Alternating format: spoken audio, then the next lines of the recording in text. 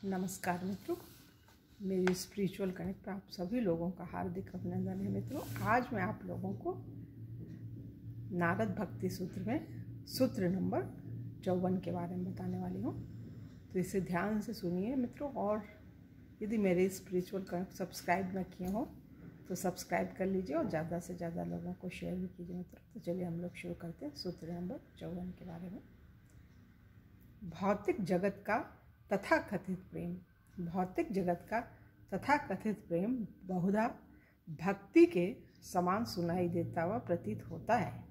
कम से कम उनके प्रति जो भक्तिमय सेवा में अप्रशिक्षित हों, परंतु नारद मुनि प्रस्तुत सूत्र में यह स्पष्ट कर देते हैं कि भक्ति भौतिक प्रेम प्रसंगों से सदैव भिन्न होती है।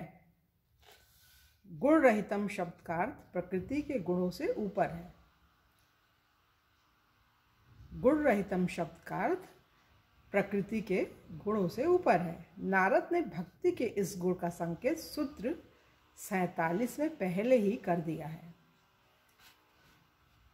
भक्ति तमोगुण, रजोगुण या सतोगुण द्वारा अनुशासित किसी भी प्रकार के व्यवहार के समान नहीं है। हमें यह कभी नहीं सोचना चाहिए कि गोपियों के साथ कृष्ण की लीलाएं भौतिक हैं।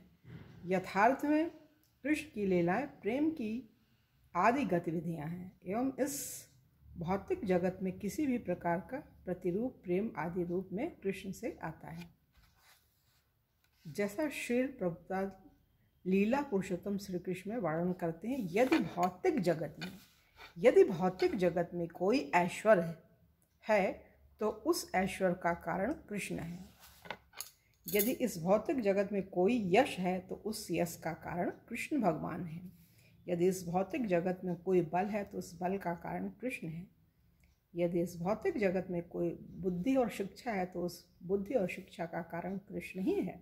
अतः कृष्ण समस्त सापेक्ष सत्यों का स्रोत है।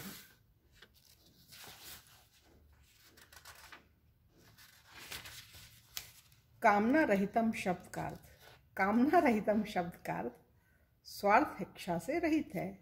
यह गुण भी पहले सूत्र 27 में आ चुका है, जहाँ नारद कहते हैं शुद्ध भगवत प्रेम में भक्तिमय सेवा के संपादन में काम वासना का कोई प्रश्न नहीं, क्योंकि उसमें सारी भौतिक क्रियाओं का त्याग होता है।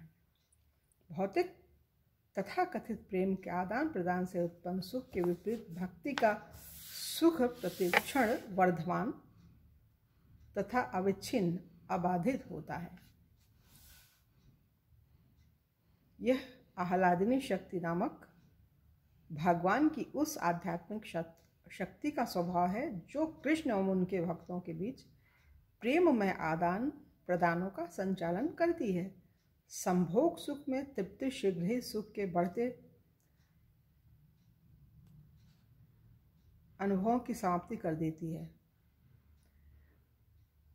परंतु कृष्ण उनके नित्य पार्षदों के प्रेमपूर्ण आदान प्रदानों में सदा वर्धमान आनंद देने वाली नित्य स्पर्धा रहती है। कृष्ण अपनी गोपियों के सौंदर्य को देखकर अत्यंत सुखी होते हैं, और जब गोपियां देखती हैं तो कृष्ण उनसे प्रसन्न होते हैं तो वे कई गुना अधिक प्रसन्न हो जाती हैं। इससे उनके सौंदर्य का वर्धन होता है।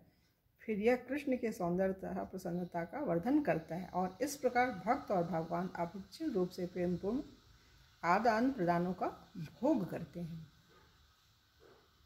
मर्त्य प्रेम प्रसंगों के विपरीत भक्ति में प्रेम साझेदारों में से एक की मृत्यु अथवा झगड़ा होने से टूटता नहीं। मर्द प्रेम प्रसंगों के विपरीत भक्ति में प्रेम साझेदारों में से एक की मृत्यु अथवा झगड़ा होने से टूटता नहीं।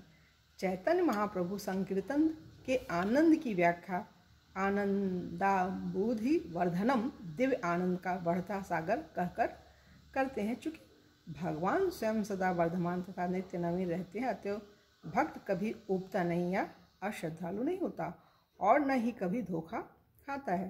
भक्ति सूक्ष्मतरम अर्थात सूक्ष्म वस्तु से भी सूक्ष्म है, जैसा भगवत गीता में वर्णित है। भगवत गीता के अध्याय 3 श्लोक संख्या 42 में ये बात बोली गई है।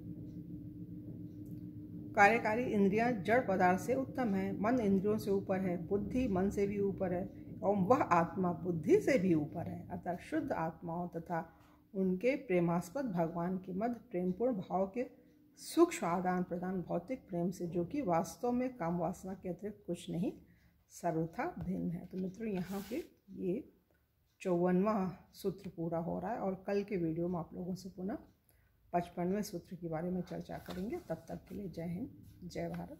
ओम शांति, ओम शांति, ओम शांति।